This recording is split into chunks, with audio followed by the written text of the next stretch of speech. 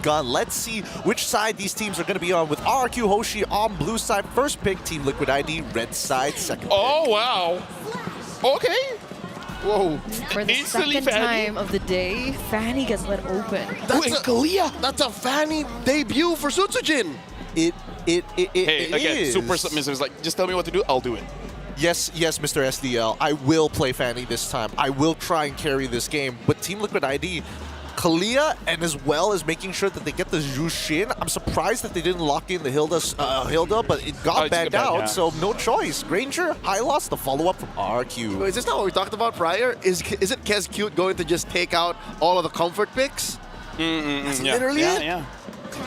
And right now, okay, they pick up the Joy. I was actually considering like maybe pick up something like a CC early, so kind of deters a lot of the tanky front lines. But maybe TLID just really wants something tanky, not with a lot of damage. Tigreal, good band though. Then again, Jushin is technically fulfills that role, yeah, right? Sure. Yeah, They'll slap you around a little bit, see what happens after that.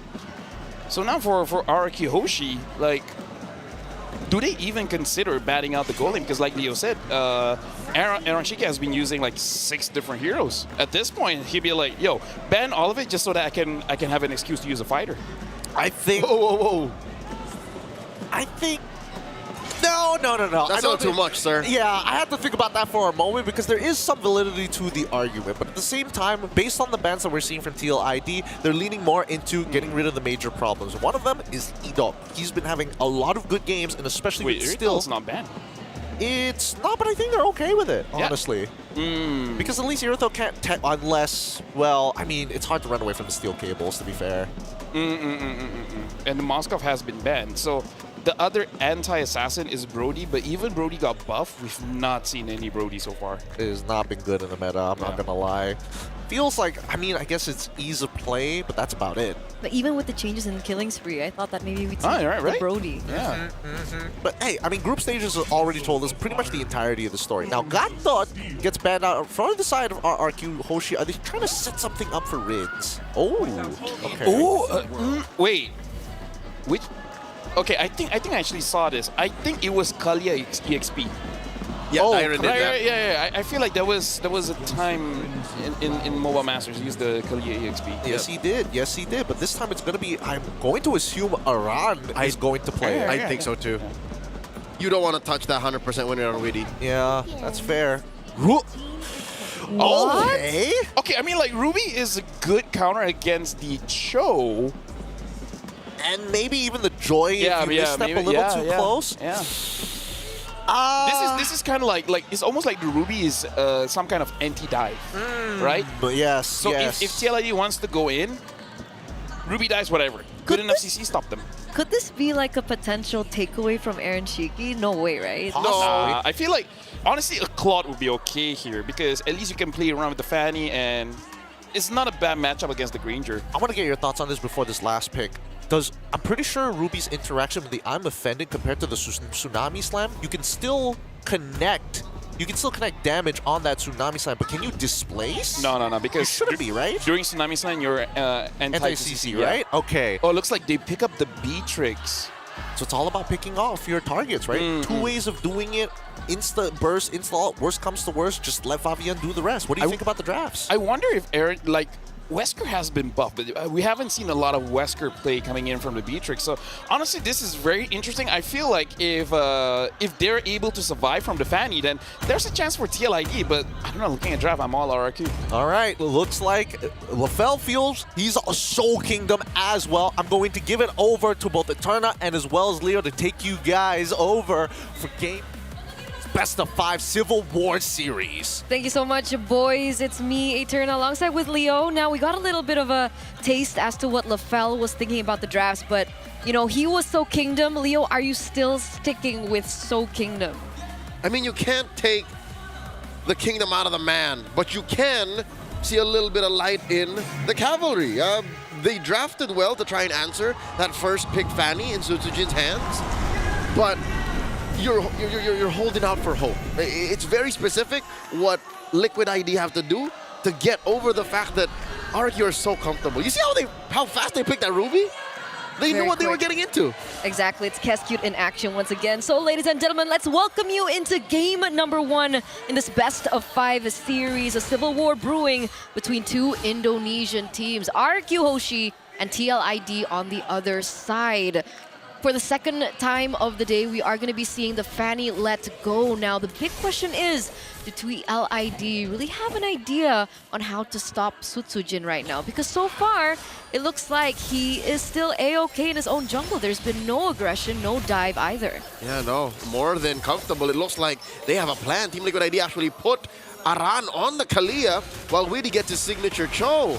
Down bottom, a little bit of action here. Sutsujin deep behind enemy lines. Still no fights just yet breaking out, except this one. Oh my God, Sanguine Claws displacing the Usurper. Fabian on first blood. On his signature pick as well, right? Joy second to the Suyo. It's one of his heroes that he actually, you know, in the start of the season when the Suyo and the Joy was meta, he'd actually opt for the Joy more than the Suyo. So he's already not having a good time on something of a comfort pick for him, and that's going to be a problem again, right? The Joy needs a little bit more time to get into the flow of things. Very different to maybe like a Suyo or even a Fanny right now who's already at 100 KDA.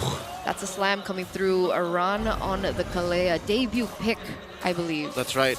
He's only played 3 heroes prior to this, and now he's trying to make it work against Dyren's Hylos. Turtle already started, approaching half health mark.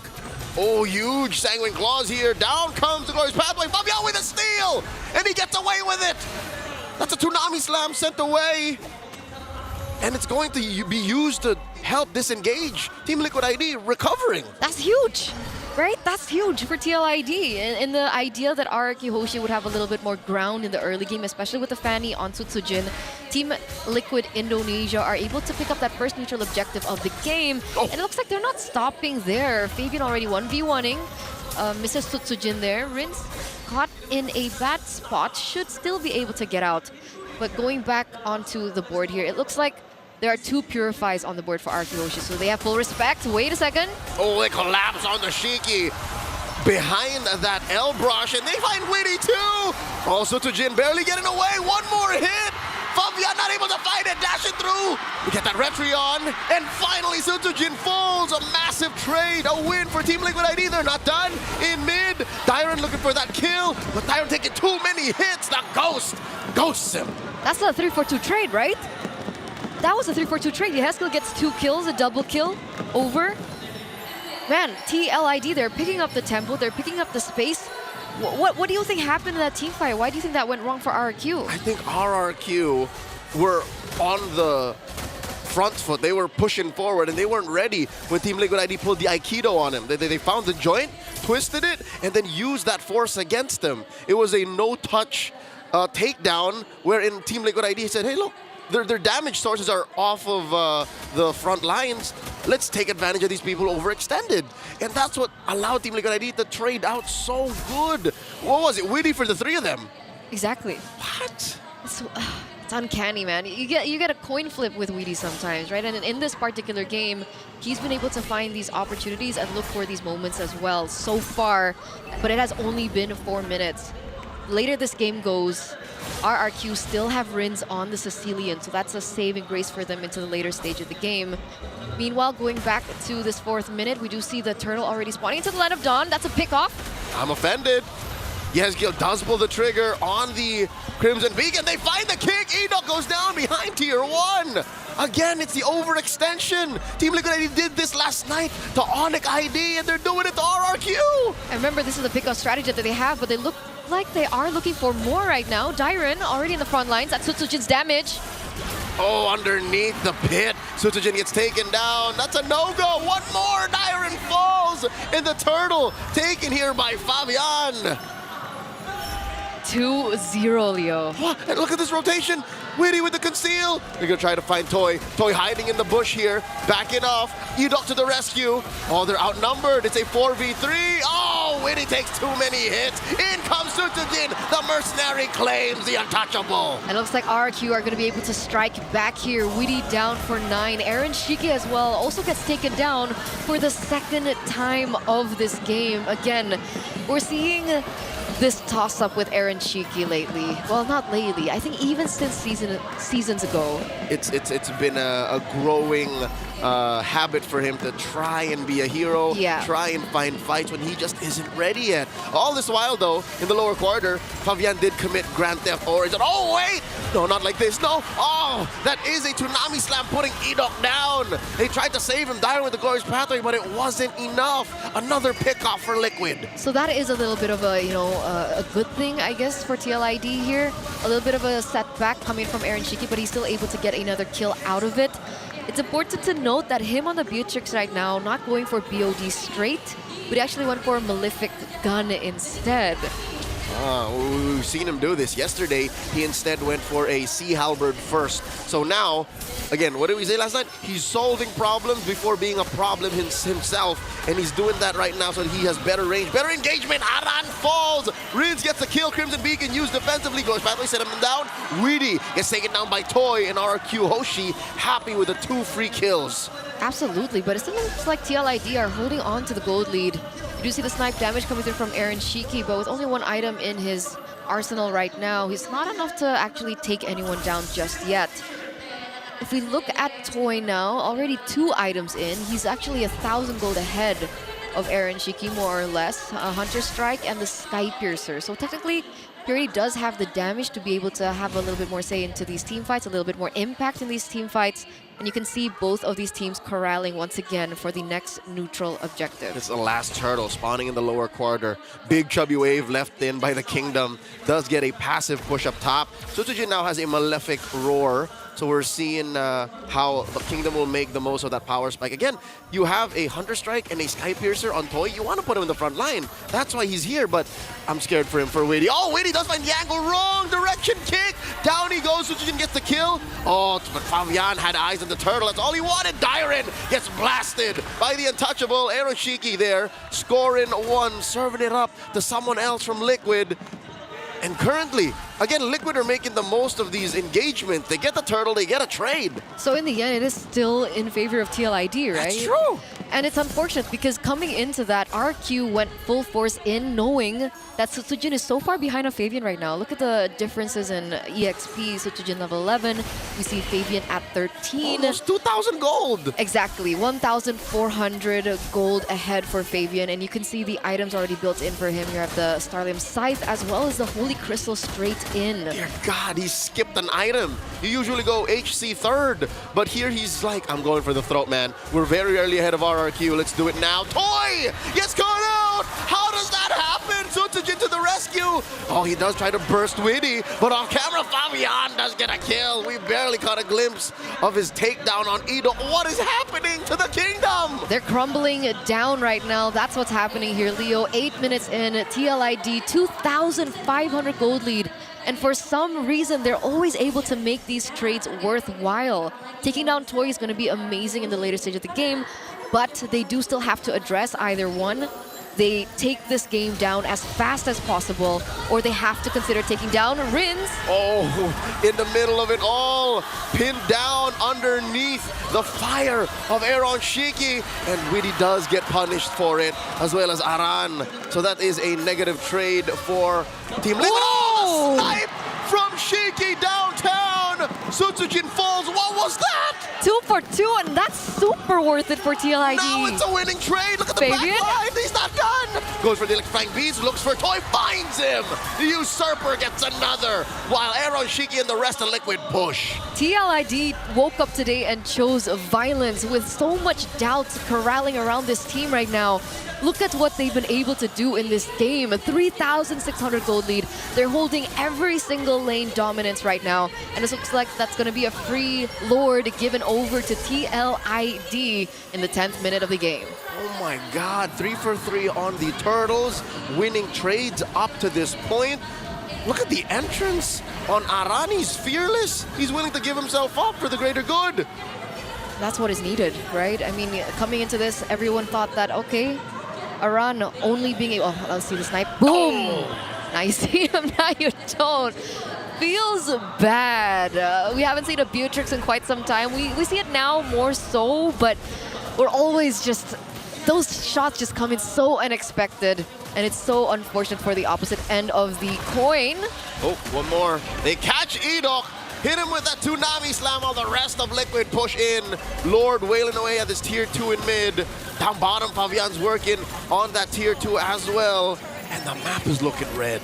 Whoa! Fabian gets away with a third of his health. Oh, that was so close. Divine Glaive now, by the way, in the hands of Fabian right now. KDA-wise, 614, still leading, I think.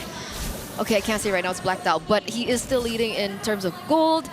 And it makes me think that everything has been just mind games for TLID, right? We think Orion can only perform on the Hilda, but look at him on the Kalea too. Oh, coming in, gets punished by the damage profile Team Liquid ID's playing with. Sutsujin and Dyron get blasted just by merely stepping in. Team Liquid ID, what are you made of? They're going to be able to pick up this turret as well in the top lane. They're taking every single tier 2 turrets.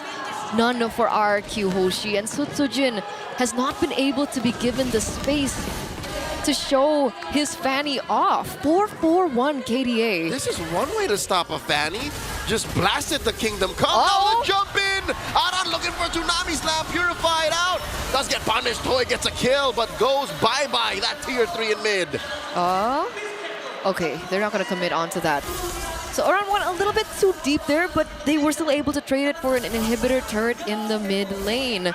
Understandably so, it's not the best inhibitor you would want to be able to take. I would reckon with the Lord already spawning like 46 seconds on the top side, you'd want to have the the bottom tier turret, I think, in order to be able to utilize that in the Lord dance. So it's not as bad for RRQ, and they can still come back. Yep, you're counting blessings here for RRQ. The Kingdom are in dire straits. I'd say the worst shape they've ever been in all of Mobile Masters, and of all the teams that do this to them, 8,000 ahead, the Cavalry are charging forth, and now Fabian is doing what we mentioned he should. Take control of the long lane. He's taking care of that wave, making it good and chubby, so that RRQ have no choice but to take care of it and give up the Lord. Hey, Leo, this is revenge, right? RRQ Hoshi completely obliterated them back in MPLID's Season 15, and TLID's not having it, right? Imagine a 9-minute game being taken from you as someone who won against you in the grand finals of the opposite season. Witty catches Sutsujin, does spend the flicker, but it was like nothing. Hit him with the Way of the Dragon and kaput! Sent him to another dimension. That's GG, right? That's a free Lord given over to TLID, the second, I believe, Lord of the game. How does he find these picks? Where did that information come from? Witty's always been good on the show. Witty has always had amazing instincts, high game IQ. Great in history too, so ask him about his high school days. Yeah. But again, Liquid are just able to find this state of mind, a state of flow, unlike any other team in Indonesia found before. So that is the wrath that RRQ are facing right now. Sure, you have a system, sure you have the prep, but in the face of Team Liquid, who have found a mid-game awakening, this is a Liquid Stampede like we've never seen before. And it's going to be so difficult to get into the backline, right? Because even if Sutsujin dives back, Wind of Nature already secured by Aaron Shiki, plus a has claws. So he should be able to stay in these team fights a little bit longer with that. Oh, Glorious Pathway set in by Dyron. Trying to slow down Liquid's charge. Very low. Aran is the kick. Displacing Dyron, blasts him. Aaron Shiki gets one. And they continue the siege. That bottom lane tier 3 falls, and all that's left is his top lane, RRQ's last bastion. Why is the damage onto Dyron so big? Who was dishing out the damage? Shiki. Aaron Shiki doesn't have a penetrative item. Is Dyron not building defense? I'd reckon it was from Yehezkiel's glowing wand. Just soften him up. Just take him down. Oh. All right, tier 3 in Japanese. Sutsujin barely survives. Not the story. We're going to go for Edok, though. And Rins falls as well. Sutsujin falls. They're in the base. Liquid ID are looking to stampede through the prior undefeated RRQ. And he's trying his best. Dyron is trying his darndest. And down goes Aran. Down goes Toy. The last member of the kingdom standing. Liquid ID takes game 1. Wiped out. Ladies and gentlemen, what a way to start this best of 5 series between these two Indonesian teams.